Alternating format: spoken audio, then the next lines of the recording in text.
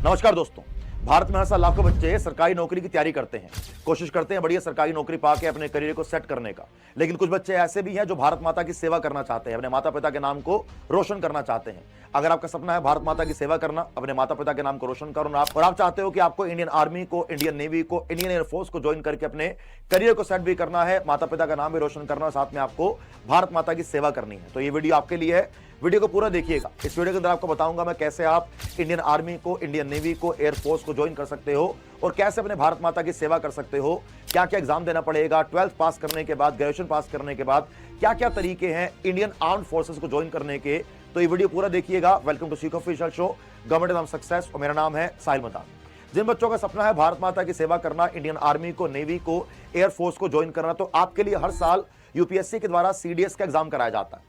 जो बच्चे graduation pass कर चुके हैं या फिर ग्रेजुएशन के फाइनल ईयर में हैं, वो यूपीएससी के सीडीएस एग्जाम का फॉर्म फिल करके एक बढ़िया एग्जाम देके इंडियन आर्मी को, एयरफोर्स को, नेवी को ज्वाइन कर सकते हैं।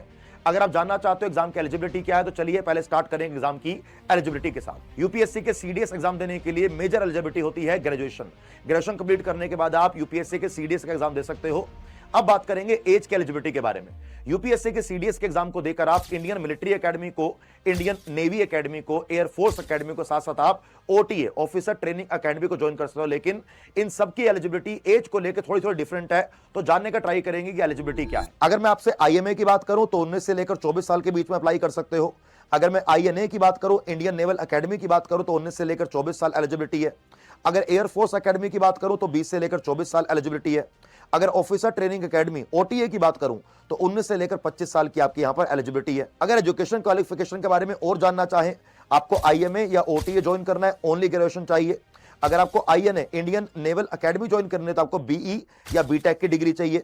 अगर आपको एयरफोर्स एकेडमी ज्वाइन करनी है तो आपको बैचलर डिग्री चाहिए, लेकिन उसके साथ साथ आपके पास 12th क्लास में फिजिक्स और मैथमेटिक्स होना चाहिए, या फिर आपके पास बीई या बीटेक की डिग्री होनी चाहिए, उसमें आप अप्लाई कर सकते हो। अब हम बात करेंगे जो बच्चे 12th पास कर चुके हैं और आपका सपना है इंडियन आर्मी को, एयरफोर्स को, नेवी को ज्वाइन करना, तो यूपीएससी के द्वारा हर साल एनडीए का एग्जाम कराया जाता है। आप एनडीए का एग्जाम देके 12th पास करके इंडियन आर्मी को, एयरफोर्स को, नेवी को ज्वाइन कर सकते हो। अब बात करेंगे एनडीए की एलिजिबिलिटी के बारे में। अगर हम एनडीए की एलिजिबिलिटी की बात करें तो 12वीं पास करने के बाद आप एनडीए का एग्जाम दे सकते हो। अगर आपका सपना है एनडीए का एग्जाम देना, तो 12वीं पास इसकी बेसिक एलिजिबिलिटी है। अगर आपकी उम्र 16.5 से लेकर 19.5 के बीच में है, तो आप ये एग्जाम दे पाओगे। अगर आप आर्मी को ज्वाइन करना चाहते हो तो ओनली 12th पास करके आर्मी को ज्वाइन कर सकते हो। अगर आपको एयरफोर्स को ज्वाइन करना है या फिर अपने इंडियन नेवी को ज्वाइन करना है, तो 12th पास के साथ साथ आपके पास फिजिक्स, मैथमेटिक्स सब्जेक्ट 12th में होने चाहिए। एज मैंने आपको ऑलरेडी बता दी है कि 16.5 से लेकर 19.5 तक की एज होनी चाहिए। और यहां पर एक और कंडीशन यह है कि आप शादीशुदा नहीं होने चाहिए। अनमैरिड स्टूडेंट ही यहां पर अप्लाई कर सकता है, चाहे मैं सीडीएस की बात करूं या एनडीए की बात करूं। यहां पर आपकी अनमैरिड स्टूडेंट अप्लाई कर पाएंगे, मैरिड स्टूडेंट यहां पर अप्लाई नहीं कर पाएंगे। अब बारी आती है कि आपको इसके लिए क्या क्या लेवल पार करने पड़ेंगे। तो यहां पर आपका पहला एक रिटन एग्जाम होगा। रिटन एग्जाम के अंदर अलग अलग सब्जेक्ट आते हैं। जीके का सब्जेक्ट आएगा, रीजनिंग का सब्जेक्ट आएगा, मैथमेटिक्स का सब्जेक्ट आएगा, साइंस का सब्जेक्ट आएगा, करंट अफेयर से क्वेश्चन आएंगे। तो ये सब करने के साथ साथ आपको पहले एग्जाम पास करना पड़ेगा। अगर एग्जाम पास कर लोगे तो फिर आपको एसएसबी के लिए बुलाया जाएगा। एसएसबी का मतलब होता है आर्मी का इंटरव्यू। ये इंटरव्यू 5 दिन तक चलता है। अगर आपने रिटन एग्जाम पास कर लिया और आपने साथ साथ एसएसबी का इंटरव्यू पास कर लिया, तो आप ग्रेजुएशन के बाद सीडीएस पास कर सकते हो, 12th के बाद एनडीए पास कर सकते हो, और दोनों को पास करके आप इंडियन आर्मी को, नेवी को, एयरफोर्स को ज्वाइन कर सकते हो। अब मुझे कमेंट बॉक्स में कमेंट करके बताना कि आप इन दोनों में से कौन सा एग्जाम देना चाहते हो, या फिर आप आर्मी को, नेवी को या एयरफोर्स को ज्वाइन करना चाहते हो। वीडियो अच्छी लगी, वीडियो को लाइक करें, शेयर करें, हमारे शो को जरूर